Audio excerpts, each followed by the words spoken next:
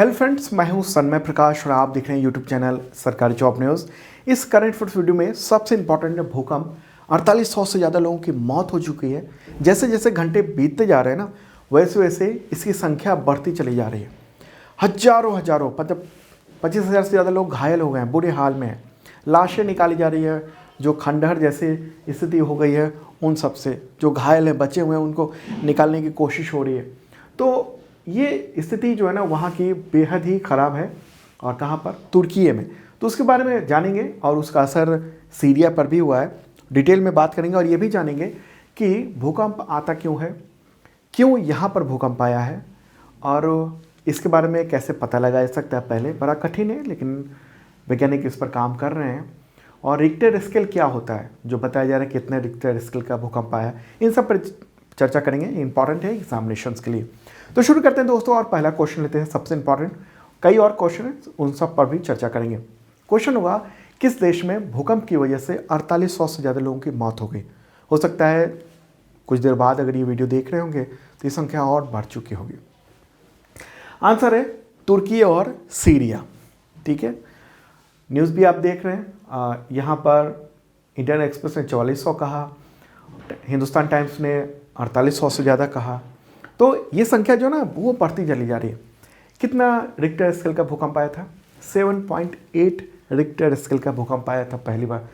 और फिर उसके बाद लगातार भूकंप आए तो और झटके हुए 7 पॉइंट समथिंग का, ये 6 फरवरी को।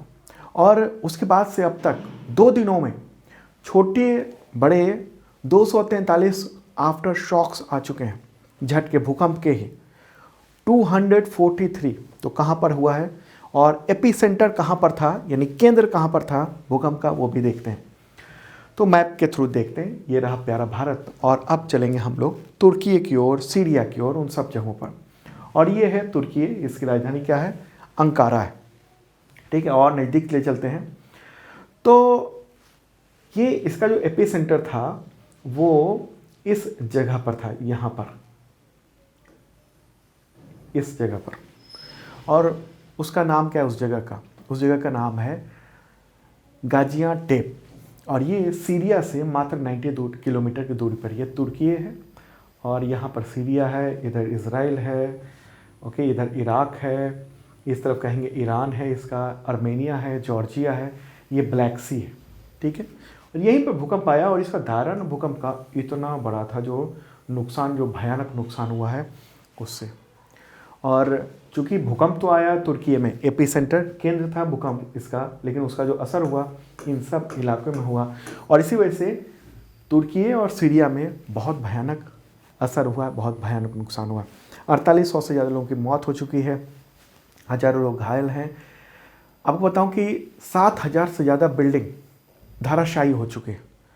और दूसरे दिन लाशें मिलने का जारी है वहाँ के।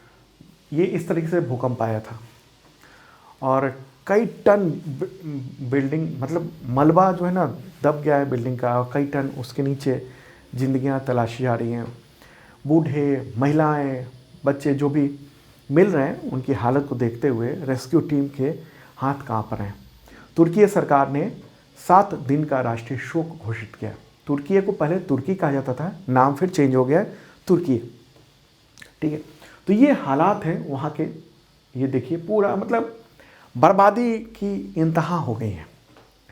और इंडिया ने तुर्की को मदद भेजी है इस बुरे हालात पर। एनडीआरएफ की सर्च एंड रेस्क्यू टीम वहाँ पर रिलीफ के लेकर पहुँची है।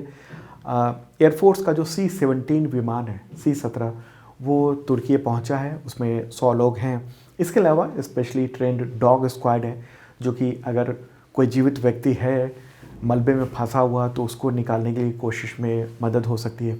डॉक्टर्स हैं, क्योंकि वहाँ पर बड़े पैमाने पर डॉक्टर की ज़रूरत है। पैरामेडिकल स्टाफ की पूरी टीम वहाँ पर भेजी गई है तुर्की में। और आपको बताओ, तुर्की का ना, ये जो यहाँ सेंटर था, इसका एपी सेंटर भूकंप का, और इसके 10 प्रांतों में, 10 राज्यों में तबाही हुई है। और सीरिया का जो अपेलो शहर है, यहाँ पर इधर का इलाका अपेलो शहर है, वहाँ भारी तबाही हुई है और 6000 से ज़्यादा इमारतें धराशायी हो गई हैं वहाँ भी। और भूकंप का जो ये असर है, आपको पता होगा, मैंने बताया हुआ है कि सीरिया में गृह युद्ध चल रहा है और उसके एक भूभाग पर वहाँ पर विद्रोहियों का कब्जा है। सरकार है वहाँ किसकी? बशर अल असद जो राष्ट्रपति हैं, लेकिन उनके कब्जे से बाहर है, विद्रोहियों का कुछ इलाका है। और चूंकि वहाँ पर तबाही हुई है तो एक्चुअल में आंकड़ा मिल नहीं पा रहा है कि कितने लोग वहाँ एक्चुअल में मारे गए, अंदाजा है। और वहाँ भयानक ठंड है और बताऊँ आपको, यूनाइटेड नेशंस ने कहा है कि बर्फबारी हो रही है, बारिश भी हो रही है और भूकंप है। इसकी वजह से वहाँ पर राहत कार्य में बड़ी दिक्कत हुई है। -2 डिग्री तक टेम्परेचर वहाँ पर उस इलाके में इस वक्त चल रहा है, तो ऐसे में राहत बचाव कार्य भी बड़ा मुश्किल है। अच्छा, 24 साल पहले वहाँ पर भूकंप आया था, 17,000 लोग मारे गए थे तुर्की में।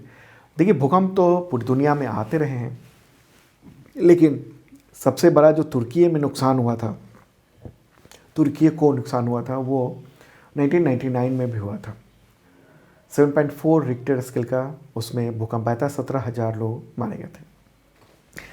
अब सवाल ये होता है कि भूकंप आता क्यों है, क्यों भूकंप आता है? देखिए, पृथ्वी के नीचे कई टेक्टोनिक प्लेट्स होती हैं जो पिघली हुई लावा पर टिकी हुई हैं और ये प्लेट हिलती रहती हैं। ये प्लेट जहाँ पर ज़्यादा टकराती हैं उसे हम कहते हैं फॉल्ट लाइन, ठीक है। अच्छा, फॉल्ट लाइन बताने से पहले मैं आपको बताऊं कि ये जो पृथ्वी है ना, वो एक समय में अरबों साल पहले वो एक जगह, उसका जो भूभाग है ज़मीन का वो एक जगह था। फिर धीरे धीरे ये प्लेट्स अलग अलग हुई और हम लोग देखते हैं कि इंडियन प्लेट जो है ना, यूरेशियन प्लेट में टकरा गई थी, जिसकी वजह से अभी हम देखेंगे यहाँ पर कि हिमालय का निर्माण हुआ था, ठीक है, इस तरीके से। तो यही हालात अलग अलग जगहों पे भी है। अब जैसे यहाँ देख रहे हैं आप, ठीक है, ये वाला जो हिस्सा है वो अफ्रीका है, इधर इंडिया है और इस तरफ यहाँ पर ये है तुर्की, ठीक है।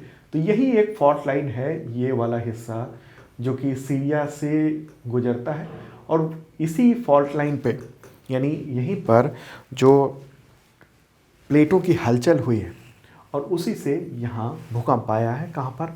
तुर्की में। अब होता क्या है कि प्लेट्स पर जब दबाव बनता है तो ये प्लेट्स टूटने लगती हैं। इसके बाद नीचे की ऊर्जा वो बाहर निकलने का रास्ता खोजती है और डिस्टर्बेंस होता है और उससे भूकंप आता है। भूकंप की बात करेंगे तो हर साल पृथ्वी पर लगभग 5 लाख भूकंप आते हैं। कितने? लगभग 5 लाख। और करीब 1 लाख भूकंप ही महसूस हो पाते हैं और इनमें से 100 भूकंप वो थोड़ा नुकसान पहुंचा पाते हैं, थोड़ा या ज़्यादा। ओके, तो ये स्थिति है। अगर हम बात करेंगे दुनिया में सबसे विनाशकारी भूकंप कब आया था, मतलब जो रिकॉर्ड में है वो 1960 में चिली में, उसकी तीव्रता थी 9.6 रिक्टर स्केल की और उससे हालांकि 6,000 लोगों की मौत हुई थी वहाँ पर। ओके, अगर हम बात करेंगे कि सबसे ज़्यादा लोग भूकंप की वजह से कहाँ पर मरे, तो 2004 में 26 दिसंबर को इंडोनेशिया में भूकंप आया था, हिंद महासागर में आया था। उसकी वजह से सुनामी आ गई थी, उसमें 2,30,000 लोग मारे गए थे। भूकंप आया, उसकी वजह से सुनामी आई। ओके, तो आपने समझा कि तुर्की में ये भूकंप क्यों आया है, क्यों आया है? क्योंकि ये जो भूकंपीय क्षेत्र में ये है, ये इसको कहते हैं फॉल्ट लाइन, जहाँ पर ये टकराहट होती है। अफ्रीकी प्लेट है, यूरेशियन प्लेट है और इधर का अरब प्लेट है, ये आपस में टकराते हैं और उसकी वजह से वहाँ पर ये तुर्की में भूकंप आया, ठीक है। सवाल ये होता है, पूछा जा सकता है कि भूकंप के बारे में हम पहले से जान सकते हैं क्या? क्योंकि बहुत तबाही आती है, पता नहीं कहाँ पर भूकंप आ जाए, ठीक है। तो भूकंप देखिए, सबसे ये प्राकृतिक घटना है और आम प्राकृतिक खतरा ये बना हुआ है और भविष्यवाणी जो है ना उसकी पहले नहीं की जा सकती है और पूर्व मतलब चेतावनी को विकसित करना भी बड़ा मुश्किल है। सैद्धांतिक रूप से हम कहें तो भूकंप की जो उत्पत्ति है, उत्पत्ति का जो समय होता है और पृथ्वी की सतह, मतलब भूकंप जो प्लेटें आपस में टकराई और वो भूकंप का असर ऊपर पहुंचने में कुछ सेकंड का लीड टाइम होता है, मात्र कुछ सेकंड होता है। और जो भूकंपीय तरंगें होती हैं वो प्रकाश की गति से काफ़ी धीमे से यात्रा करती हैं। 5 से 13 किलोमीटर पर सेकंड की। इसलिए अगर भूकंप शुरू भी हो जाए नीचे ना, तो अगर हमने कोई इक्विपमेंट लगाया हुआ है तो उसे हम डिटेक्ट कर पाएंगे कुछ ही सेकंड पहले। जैसे भूकंप आने वाला है और 5 सेकंड पहले पता चला, इन्फॉर्मेशन पहुंची, तब तक तो भूकंप हो गया, बर्बादी हो चुकी है। हालांकि गूगल ने और कई सारी कंपनियों ने, अमेरिकी सरकार की बहुत सारे डिपार्टमेंट्स ने, वो दुनिया के अलग अलग जगहों पर समुद्र के नीचे भी जहाँ पर इस तरह के खतरे हैं, जहाँ पर जिस जगह से ये फॉल्ट लाइन गुजर रही है प्लेटों की, वहाँ इक्विपमेंट भी लगाए हुए हैं। कोशिश है कि हम भूकंप के बारे में पहले जान लें, लेकिन वो पता करने में मतलब कुछ ही सेकंड पहले पता चलता है, और ये इन्फॉर्मेशन लोगों तक तो पहुँचेगी तब तक तो तबाही हो जाती है। लेकिन वैज्ञानिक कोशिश में है कि इसके बारे में हम बेहतर ढंग से पहले ही पता कर लें। अगर कुछ हलचल होने वाली हो नीचे अंदर, तो वो पहले ही पता चल जाए, मतलब हिलने से पहले ही। तो ये कोशिश है तमाम तरह के जो रिसर्चर्स हैं वो कर रहे हैं, वैज्ञानिक ढूंढ रहे हैं। अब हम समझें कि रिक्टर स्केल जो बात करते हैं वो होता क्या है। हर चीज़ का एक पैमाना होता है। जैसे कोई भी सामान है, एक मोबाइल है, इसका वज़न कितना है तो हम किलोग्राम में वज़न लेते हैं। इसकी स्पीड कितनी है डेटा की तो हम MBPS या KBPS या GBPS में डेटा लेते हैं। इसी तरीके से भूकंप जो आता है उसका एक पैमाना है, तो उसको कहते हैं रिक्टर स्केल, ठीक है। और वो 0 से शुरू होता है। तो अगर 0 से 1.9 के आसपास अगर रिक्टर स्केल का होगा तो सिर्फ ये सिस्मोग्राफी से ही पता चलता है। 2 से 2.9 के बीच अगर रिक्टर स्केल का भूकंप आया तो हल्का सा कंपन होगा। 3 से 3.9 होगा तो ट्रक जैसे गुजर जाता है आपके बगल से, ऐसा असर होगा कि ऐसी कुछ हलचल हुई है। और 4 से 4.9 अगर रिक्टर स्केल का भूकंप आता है तो आपकी खिड़कियां टूट सकती हैं, दीवारों पर टंगी हुई कोई चीज़ गिर सकती है। 5 से 5.9 रिक्टर स्केल का भूकंप अगर आता है तो सोफे, बक्से जैसे भारी वस्तु जो है ना वो हिल सकती है। 6 to 6.9 का भूकंप आता है रिक्टर स्केल का तो बिल्डिंग की नींव दरक सकती है और ऊपरी मंजिल को नुकसान पहुंच सकता है ऐसे हिलने से, और बहुत सारी बिल्डिंगें गिर भी सकती हैं। 7 to 7.9 रिक्टर स्केल का अगर भूकंप आता है तो बिल्डिंग गिर जाती है, ज़मीन के अंदर के पाइप फट जाते हैं। तो यही हुआ 7 से 7.9 के बीच में ये भूकंप आया था तुर्की में। अगर 8 to 8.9 का भूकंप आएगा तो इमारतें, पुल, वो सब ढह जाते हैं, मजबूत से मजबूत इमारतें। 9 या उससे ज़्यादा आया तो भीषण तबाही होती है, धरती हिलने लगती है बहुत ज़्यादा, और वो हिलती हुई दिखाई देने लगती है। और इसके अलावा सुनामी का बड़ा खतरा भी रहता है। और चूँकि भयानक भूकंप है तो एग्जामिनेशन के पॉइंट ऑफ व्यू से तो इम्पॉर्टेंट है ये। और आजकल जो जियोग्राफी है या एनवायरनमेंट साइंस है, इन सब से रिलेटेड क्वेश्चन एग्जामिनेशन में आते हैं, ठीक है। अगर सवाल हो भारत से भी जोड़ते हैं, भारत का सबसे विनाशकारी भूकंप कब आया था तो वो आया था 1934 में, 15 जनवरी 1934 में बिहार में आया था, और उसकी तीव्रता थी 8.1, और उससे 30,000 लोग मारे गए थे 1934 में।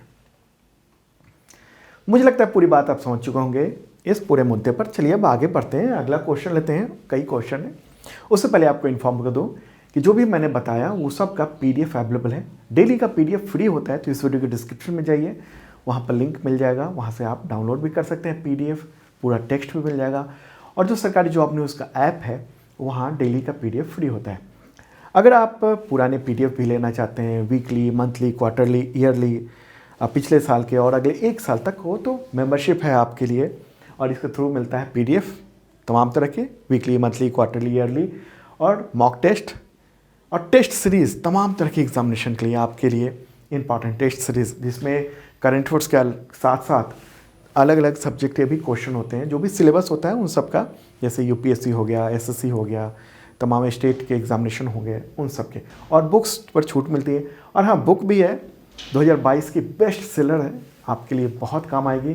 अगर आपने नहीं लिया है तो ज़रूर लेना, देखना ज़रूर। और ये बुक है बहुत ही सीमित तौर पर बुक स्टॉल पर भी अवेलेबल है। डिस्क्रिप्शन में मैंने उसका डिटेल दे दिया है। अमेजन पे और सरकारी जॉब न्यूज़ का ऐप है, उस पर ये बुक अवेलेबल है। काफ़ी बेहतरीन ढंग से बताया गया है आपके लिए। 1500 MCQ है, उसका डिटेल भी है। चलिए अब आगे बढ़ते हैं। अगला क्वेश्चन लेते हैं। एशियाई फुटबॉल कॉन्फेडरेशन यानी AFC, कॉन्फेडरेशन यानी समूह, परिसंघ कहते हैं हिंदी में, तो इसने किस देश को फुटबॉल एशियन कप 2027 का मेजबान देश बनाया? मतलब सामान्य भाषा में कहें तो 2027 का एशियन फुटबॉल कप कहाँ पर आयोजित होगा? आंसर है सऊदी अरब। ठीक है, ये मीटिंग हुई है अभी हाल ही में और सऊदी अरब को 2027 के लिए मेजबान देश घोषित कर दिया गया है। बहरीन में ये मीटिंग हुई ये एशियाई फुटबॉल कॉन्फेडरेशन की, और उसी में ये तय किया गया है। ठीक है, और अगर सवाल हो कि इससे पहले 2023 का कहाँ पर आयोजित किया जाएगा, तो वो 2023 का होगा कतर में, और 2027 वाला एशियाई कप कहाँ पर होगा, तो सऊदी अरब में होगा। ये आपको ध्यान में रखना है। ठीक है, महत्वपूर्ण बात। अच्छा, एशियन जो फुटबॉल कॉन्फेडरेशन है उसके मेंबर कितने कंट्री हैं? 47 कंट्री है, भारत भी शामिल है। मुख्यालय कहाँ है? मलेशिया में, कुआलालंपुर में। अगला क्वेश्चन लेते हैं। किस देश के पूर्व राष्ट्रपति परवेज मुशर्रफ, उनका निधन हो गया 5 फरवरी 2023 को? सबको पता है आंसर, पाकिस्तान। लंबे समय से वो बीमार थे, 79 ईयर थी, और एक दुर्लभ बीमारी थी उन्हें, उसका नाम था एमिलॉयडोसिस। और उससे क्या होता है कि एक असामान्य तरह का प्रोटीन उसका निर्माण होने लगता है बॉडी में, और उसकी वजह से बॉडी जो है ना वो हिलना डुलना वो सब मुश्किल हो जाता है, चलना मुश्किल हो जाता है। तो ये बीमारी हो गई थी। और आपको पता होगा मुशर्रफ ने 1999 में नवाज शरीफ की सरकार का तख्ता पलट कर दिया था, कू कर दिया था और सैन्य शासन शुरू कर दिया था। उससे पहले वो सेना के जनरल थे। 2001 से 2008 तक पाकिस्तान के राष्ट्रपति रहे। हालांकि बाद में जब सत्ता हटी तो 2007 में राजद्रोह का मामला चला उन पर, और संविधान को निलंबित करने का ये आरोप था, और राजद्रोह का मामला चल रहा था। ओके, और पता ही होगा जो करगिल वॉर था उसके जिम्मेदार यही थे, परवेज मुशर्रफ। अभी पाकिस्तान के PM कौन है? शहबाज शरीफ, प्रेसिडेंट आरिफ अलवी। राजधानी क्या है? इस्लामाबाद। अगला क्वेश्चन लेते हैं। भारतीय गायिका वाणी जयराम का निधन हो गया 4 फरवरी 2023 को। तो उन्हें किस अवार्ड के लिए चुना गया था 2023 में? आंसर होगा पद्म भूषण। ओके, पद्म भूषण के लिए उनको चुना गया था अभी हाल ही में, जनवरी में। 78 ईयर की थी और चेन्नई में इनका निधन हुआ है। पद्म भूषण के लिए अभी 26 जनवरी के एक शाम पहले पूर्व संध्या पर यानी 25 जनवरी को ऐलान हुआ था, और कला के क्षेत्र में पद्म भूषण के लिए उनको चुना गया था। अवार्ड मार्च या अप्रैल में दिया जाना है, लेकिन उससे पहले इनका निधन हो गया। और इनको आधुनिक भारत का मीरा भी कहा जाता है, जैसा कि मैंने द हिंदू में देखा। भारतीय गायिका थी और 19 भाषाओं में उन्होंने गाने गाए थे। हिंदी के अलावा बहुत सारे अलग अलग जो भारतीय भाषाएं हैं उन सब में 10,000 से ज़्यादा इन्होंने सॉन्ग गाए थे। अगला क्वेश्चन है। महाराष्ट्र सरकार ने किस गीत को आधिकारिक तौर पर राज्य गीत के रूप में अपनाया है? कौन सा गीत है? आंसर होगा जय जय महाराष्ट्र माझा। ठीक है, तो ध्यान में रखना है आपको, जय जय महाराष्ट्र माझा। यदि हिंदू में देख भी रहे हैं तो ये बहुत ही इंपॉर्टेंट क्वेश्चन है। तो राज्य के जो संस्कृति मामलों के मंत्री हैं सुधीर मुनगंटीवार, तो उन्होंने इसका ऐलान किया है और ऑफिशियल गीत चुन लिया है। ओके, तो ये रही। और आपको बताऊं कि महाराष्ट्र उसके अभी गवर्नर कौन है? भगत सिंह कोश्यारी। मुख्यमंत्री एकनाथ शिंदे हैं।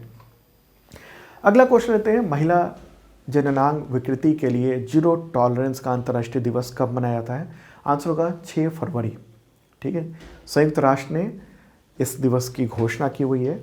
इस दिवस को मनाने का मुख्य उद्देश्य यही है कि जो महिलाओं का खतना होता है और उसकी वजह से महिला जननांग में जो विकृति आ जाती है, तो उसको ख़त्म करना कि ये जो प्रैक्टिस है ये गलत है और ऐसा नहीं होना चाहिए, जो महिला खतना है वो, तो उसी को ख़त्म करने के उद्देश्य से ये दिवस मनाया जाता है।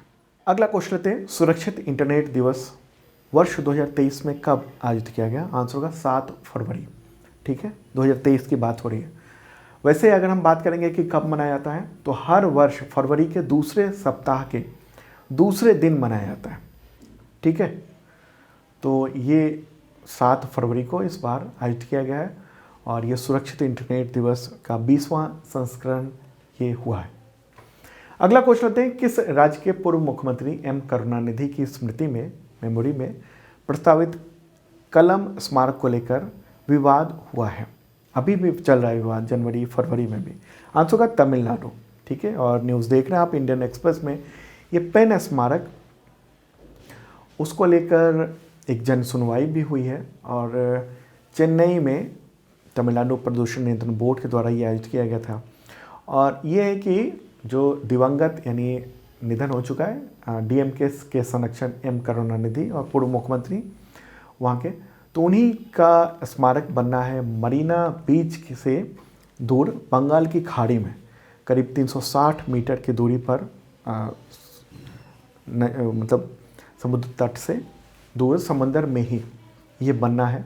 तो इसी को लेकर विवाद चल रहा है। तमिलनाडु के मुख्यमंत्री कौन है? एम के स्टालिन। गवर्नर कौन है? RN रवि। राजधानी चेन्नई है। अगला क्वेश्चन लेते हैं, youth affairs and sports ministry, उसके अनुसार वर्ल्ड स्टार्टअप इकोसिस्टम में भारत की रैंकिंग कितनी है? आंसर होगा 3री।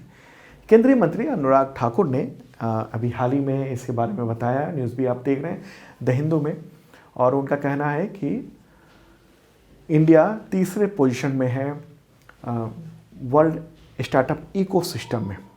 ठीक है, भारत में बहुत बड़े पैमाने पर स्टार्टअप्स आ रहे हैं। 90,000 स्टार्टअप जो हैं भारत में हैं और $30 अरब मूल्य की 107 यूनिकॉर्न है। तो उसी के साथ इंडिया 3रे स्थान पर है ये। चलिए अब आगे बढ़ते हैं, अगला क्वेश्चन लेते हैं, ब्रिटेन में इंडिया यूके अचीवर्स ऑनर्स, उसके द्वारा लाइफ टाइम अचीवमेंट सम्मान के लिए जनवरी 2023 में किसे चुना गया है? कौन है वो? आंसर होगा डॉक्टर मनमोहन सिंह, पूर्व प्रधानमंत्री भारत के। और ये सम्मान उनको आर्थिक राजनीतिक जीवन में उनके योगदान के लिए दिया जाएगा, उसी के लिए इनको चुना गया है। आगे बढ़ते हैं और अगला क्वेश्चन लेते हैं, IMF फुल फॉर्म क्या है? इंटरनेशनल मॉनिटरी फंड, हिंदी में क्या कहते हैं? अंतर्राष्ट्रीय मुद्रा कोष। तो उसके अनुसार वित्तीय वर्ष 2023 में, मतलब 23-24 कहिए, तो उसमें भारत की मुद्रास्फीति कितनी रहेगी?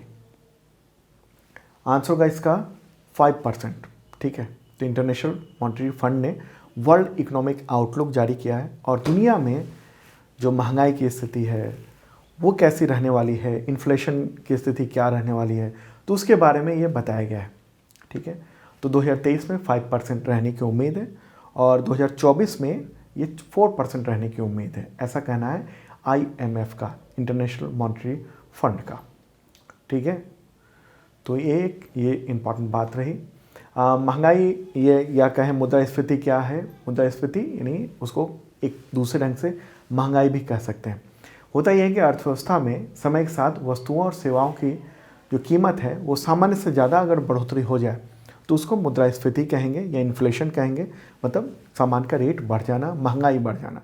अब बात कर लेते हैं, जो सुप्रीम कोर्ट में 5 नए जजों की नियुक्ति हो गई है, उनको चीफ जस्टिस DY चंद्रचूड़ ने शपथ भी दिलाई है। कौन कौन है? जस्टिस पंकज मित्तल, ये राजस्थान हाई कोर्ट के पूर्व चीफ जस्टिस, या इससे पहले ठीक वो चीफ जस्टिस थे राजस्थान हाई कोर्ट में। दूसरा नाम है justice Sanjay Karol, Patna high court के चीफ जस्टिस रह चुके हैं। तीसरा नाम है जस्टिस PV संजय कुमार, वो मणिपुर हाई कोर्ट के पूर्व चीफ जस्टिस रह चुके हैं। चौथा नाम है जस्टिस अहसानुद्दीन अमानुल्लाह, वो पटना हाई कोर्ट के जज रह चुके हैं। ठीक है, और पांचवा नाम है justice Manoj Mishra, Allahabad high court के जस्टिस वो रह चुके हैं। ठीक इससे पहले वो लोग इन पदों पर थे, अब वो सुप्रीम कोर्ट के जज हो गए हैं। तो दोस्तों ये था इंपॉर्टेंट करंट अफेयर्स। कैसा लगा कमेंट बॉक्स बता सकते हैं। और एक ही अपील है आपसे, अगर पसंद आया हो तो शेयर जरूर कर दीजिएगा मित्रों को, और लाइक बटन जरूर दबा दें। जिन लोगों ने सब्सक्राइब नहीं किया है उनसे अपील है ज़रूर कर दें सब्सक्राइब, और बेल आइकन दबाएंगे तो नोटिफिकेशन आपको वक्त पे मिल सकेगा।